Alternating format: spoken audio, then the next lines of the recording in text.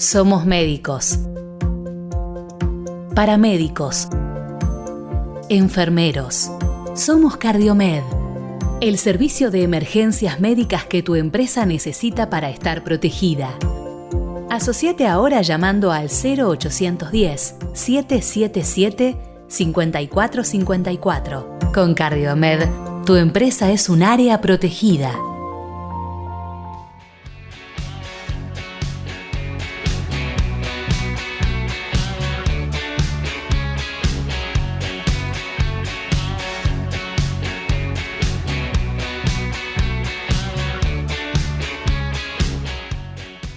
Santiago Chano Charpentier fue noticia hace ya un par de días. Sobre ayer a la mañana, por lo menos, empezábamos a difundir el lamentable hecho del que fue protagonista, junto con su mamá, junto con un policía que también estuvo involucrado, en un hecho que algunos catalogaron por ahí irresponsablemente como un brote psicótico. Bueno, la madre también salió por los medios, tuvo que desmentir que lo que tuvo Chano no fue un brote psicótico. Es reconocido su problema con las adicciones de este artista, de músico, ex líder de Tambiónica, que tuvo realmente un momento exasperante cuando con un policía forcejearon, ¿no? Trató de agredir a un policía con un arma blanca, en realidad con un cuchillo en su casa, y bueno, y la verdad que resultó baleado, May. Por otro lado, la mamá, muy preocupada, tratando de decir, bueno, no, Chano no tuvo un brote psicótico, Chano no trató de agredirme a mí. ¿Qué necesidad de hacer diagnósticos anticipados por parte de los medios y de no especialistas, precisamente, ¿no? Y sumo, Pau, lo que venís diciendo, que la madre también salió a aclarar, no es una persona agresiva, que estaba su médico también en el domicilio, que el mismo Chano había como echado, como que no quería dialogar con él, pero en definitiva se armó todo un tema que creo que pone justamente sobre la mesa la importancia de hablar de las adicciones como una enfermedad. Y para justamente abordar este tema e incluso conocer algunas de las cuestiones de las que se habló ayer en los medios, estamos en contacto y le damos la bienvenida a Darío Gijena Parker, quien es psiquiatra, pero además es secretario de Prevención y Asistencia de las Adicciones de la provincia. Hola, doctor, ¿cómo le va? Buen día. ¿Cómo le va? Buen día, un gusto. Bueno, Magdalena igualmente.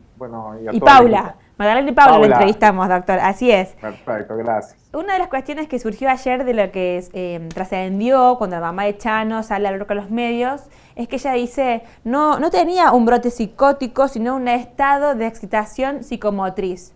¿Usted podría explicar cuáles son las diferencias entre estos dos estados? Sí, perfectamente. En general se usa la palabra brote psicótico para todo, pero técnicamente se refiere a un primer episodio de una enfermedad mental que tiene características de la psicosis, ¿no? Como alejamiento de la realidad, una persona que está fuera de sí, que no entiende y no puede dirigir sus acciones adecuadamente porque está fuera de la realidad, para hacerlo simple, o alguien que tiene ya la enfermedad mental, por ejemplo, esquizofrenia o bipolaridad en una fase maníaca con síntomas psicóticos, o sea, estos que afectan el principio de la realidad y que tienen una recaída, eso es lo que se llama habitualmente un brote psicótico.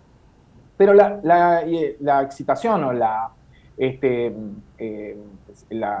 crisis de psicomotriz, ¿no? De excitación psicomotriz, ese es el término, es más amplio, tiene que ver con un desborde conductual en una persona que está hiperactiva, ansiosa, que es muy explosivo, contiene un riesgo de escalar en una situación violenta para sí mismo, para terceros, que se puede manifestar en personas que tengan enfermedades mentales, pero también en personas que tengan una intoxicación por drogas, ya sean adictos o incluso hasta en personas que no son adictos pueden tener como efecto adverso una reacción anormal a una droga y actuar con una excitación psicomotriz. Por ejemplo, hay personas que toman poco alcohol y tienen crisis sumamente violentas porque tienen una reacción anormal al alcohol. Y esto es el cuadro de excitación psicomotriz, que es más genérico, como podemos decir, y que seguramente es mucho más frecuente que suceda en una persona que tiene una intoxicación por estimulante, por ejemplo, cocaína. Y en este caso puntual, el del cantante, el del artista, que sirve otra vez para impulsar este tipo de planteos que habitualmente tratamos de abordar, pero que se hacen más evidentes cuando son recurrentes, porque esta persona, por ejemplo, bueno, es conocida, Chano, por problemáticas con las drogas, trata y sale, vuelve a caer, recaídas, tiene rehabilitaciones. Y esta excitación psicomotriz puede deberse, doctor, y le pregunto, a la abstinencia, al excesivo consumo de estupefacientes, porque también hicieron un allanamiento en el domicilio y encontraron estupefacientes, encontraron un montón de elementos que aportaban a la causa que está bajo investigación. Es mucho más frecuente, muy buena tu pregunta, porque es mucho más frecuente en la intoxicación, ¿no? Por supuesto, en el caso de drogas que tiene un efecto breve, como los estimulantes, como la cocaína, a veces la persona puede tener abstinencia y estar también intoxicado, es decir, la necesidad de volver a consumir, la desesperación por volver a consumir puede hacer que la persona se ponga violenta cuando encuentra a alguien que obstaculiza su acceso a la droga, o quiere quedarse solo y mucho menos quiere internarse o un tratamiento, porque en ese momento lo único que quiere es consumir y que lo dejen tranquilo y no se da cuenta de la situación en la que está. En la abstinencia, pues les decía, es más bien raro que sucedan eventos de excitación psicomotriz, pero bueno, por supuesto pueden suceder como lo dije recién. ¿Qué pasa en los términos prácticos? Porque justamente lo que surgió también ayer es que la misma madre de Chano estaba con su hijo en la casa, fue ella también la que llamó a la policía, supongo que también al médico. Digo, en el caso concreto de los familiares, de madres, padres, hijos, bueno, todos los convivientes con una persona que está atravesando este tipo de enfermedades, que está en alguna situación como usted recién describía, ¿qué tienen que hacer? ¿Cuál sería el modo de actuar adecuado, doctor? Bueno, una recomendación común, por supuesto no hay una receta que sirva para todos porque las personas son tan distintas y las situaciones y circunstancias tan diferentes que con esa previsión, como que recomendación general es que les digo mucho a los padres, a las madres, a los familiares o a la gente que quieren ayudar a una persona en crisis, que no es un buen momento para convencerlo de nada. ¿No? Hay que estar bastante preparados para manejar situaciones de crisis. A veces conviene más alejarse y que participen profesionales o terceros preparados que la misma familia, porque bueno, a veces se dan conflictos, resentimientos, cosas que pueden ser muchas veces la chispa cuando está el combustible ahí derramado, ¿no? Entonces, primero, no querer hacer grandes cambios en situaciones de crisis. La recuperación y los cambios en la familia llevan tiempo, por eso la familia debe involucrarse en un tratamiento y no esperar un resultado inmediato o de una solución mágica en una situación de crisis donde lo más probable es que sucedan eventos adversos o situaciones contraproducentes como las que ustedes relataron. Entonces, en ese momento quizá lo que hay que hacer es valorar la situación, valorar si esa persona puede cooperar o colaborar para que no empecinarse en una forma de resolver el tema, sino ser más flexible y porque estos son temas también que terminan, que se limitan. También es cierto que hay familias que a veces saben que la persona tiene mucha cantidad de droga y que puede con esa droga terminar mal, ¿no? Y es una preocupación porque corre riesgo esa persona, es verdad, pero también hay cosas que se pueden negociar y resolver esperando un poquito de tiempo, y otras que, por supuesto, hay que tratar de indicar una medicación y proveer una medicación en ese momento para que ceda la crisis aguda de excitación psicomotriz y la persona pueda luego cooperar y pensar y entender lo que le está pasando, o a veces hay que hacerlo a la fuerza, ¿no? Tienen que ir enfermeros, fuerza de seguridad, reducir al paciente, medicarlo, y luego esperar que el efecto lo mejore y eventualmente internarlo. Eso debe ser la última opción siempre, pero es una de las alternativas que prevé la normativa actual. Ahora, concretamente, ¿hay un número de teléfono donde se pueda llamar o directamente es conveniente hacerlo a los equipos de salud locales? Siempre recomendamos que ante una situación de estas, que se llame la policía, porque es la policía la que luego hace la valoración en esa comunicación de qué equipos tienen que ir. Muchas veces mandan una ambulancia como con cualquier otro problema de salud. Muchas veces hay un herido o alguien que tuvo un accidente y se llama a la policía manda la ambulancia y también va un móvil para prestar apoyo. Son situaciones complejas donde están las dos cuestiones involucradas, temas de seguridad para el propio paciente y como también para los que están allí, que pueden correr algún riesgo, como así también atender la cuestión sanitaria. Pero no hay soluciones sencillas, ¿no? Siempre pasan estas cosas y es importante que sepan que todo el tiempo hay intervenciones de este tipo. No, afortunadamente, la gran mayoría se termina resolviendo la situación aguda y, bueno, después se puede o no abordar el problema de fondo, porque ese es el tema. Cuando pasa la situación aguda, muchas veces los pacientes no hacen un tratamiento, no se les sugiere un tratamiento, o las familias no asumen que tienen que, una vez pasada la crisis, prepararse, porque son enfermedades crónicas, es probable que tengan una nueva descompensación. Claro, secretario, pero además tomó eso. estado de relevancia porque era una persona pública. Tanto es así que se está debatiendo la utilización de las taser o no, ¿no?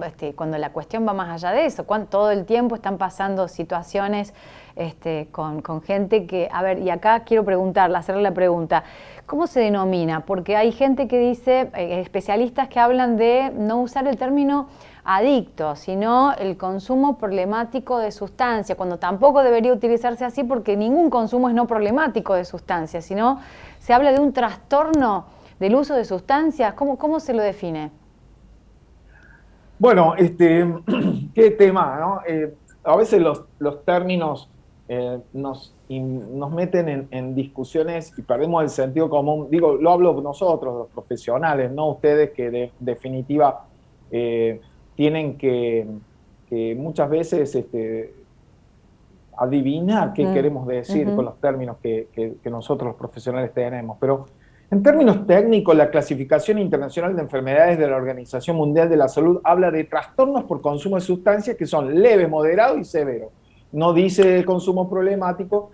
El consumo problemático fundamentalmente se lo asocia al consumo de alcohol, porque hay mucha población que consume alcohol y que no tiene las consecuencias severísimas como el consumo de otras drogas. Pero en definitiva, una discusión que quizás más para los técnicos que para la gente común. Yo tengo que decirle a la gente que nos escucha que todo consumo de sustancias, de drogas o de alcohol o de tabaco es nocivo para la salud y es mejor no hacerlo. Eso siempre lo tenemos que decir como prerrogativa. Y luego también no juzgar a las personas porque tengan consumos, ya sea que tengan la adicción, porque la adicción tiene que ver con una dependencia en la escala de los trastornos por consumo de sustancias, las más severas, ¿no? Donde hay síndrome de abstinencia, donde hay una cronicidad, donde esa persona tiene muchos deseos, ya su vida cambia, ¿no? Porque ya no le da igual, sino su vida está bastante sesgada hacia todo lo que está relacionado con el consumo y genera una suerte de esclavitud, ¿no? Respecto a la conducta adictiva, que no se la desea a nadie y nadie elige tenerla. Entonces, en ese contexto, ponerlo en términos de lo compasivos que debemos ser con las personas que padecen este problema es algo fundamental. Pero por otro lado, también hay temas de la seguridad que a nosotros nos exceden. La proporcionalidad de la respuesta de la fuerza de seguridad es un principio fundamental, ¿no? Y creo que alguien termine con un balazo cuando tiene una enfermedad es un resultado totalmente desafortunado, indeseable, que debemos estar todos en desacuerdo y al mismo tiempo ojalá hubieran mejores medios para contener estas personas. Bomberos y áreas específicas de seguridad lidian con esto frecuentemente y algunos van, por ejemplo, con unos colchones especiales para reducir a la persona y el equipo médico pueda medicar. Pero eso a veces se usa en situaciones que uno puede predecir eso, pero hay cosas que son impredecibles. Imagínense si ante cada discusión familiar tienen que mandar un equipo, es imposible que se realice, y la mayoría de las situaciones con la intervención de un tercero, de una fuerza policial, y muchas veces que lo manejan bien, por ejemplo la policía barrial, que conoce lo que pasa en esas cuadras que tiene a cargo, conoce a esos vecinos, puede tener un resultado mejor. Pero bueno, también hay resultados indeseables, como en cualquier otra de estas cuestiones, que son problemas multicausales, que no son tan causa-efecto. Acá falló tal y por esto hubo tal resultado. Yo me resisto a pensar que en algo tan complejo sea tan simplista la respuesta, porque lo vemos todo el día en nuestro trabajo, ¿no? Se vuelve a poner sobre el tapete el tema de la formación de las fuerzas de seguridad. Si uno, a ver, la ley dice que hay que llamar o a un agente de sanidad o a un agente de la policía. ¿Están capacitados ambos para la contención? Y esto que decía usted, hay policía barrial que conoce el sector, el territorio, hay jurisdicciones que mandan otro tipo de fuerzas de seguridad y de nuevo, la formación y el abordaje para este tipo de situaciones críticas.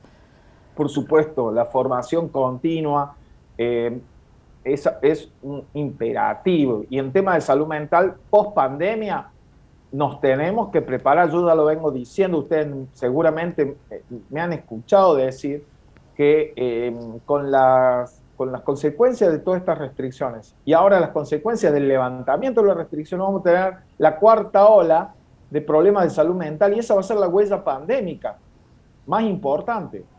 Así que estoy totalmente de acuerdo con eso, pero también entender de que por más que haya formación, siempre hay un componente de incontrolabilidad de las adicciones y de los consumos.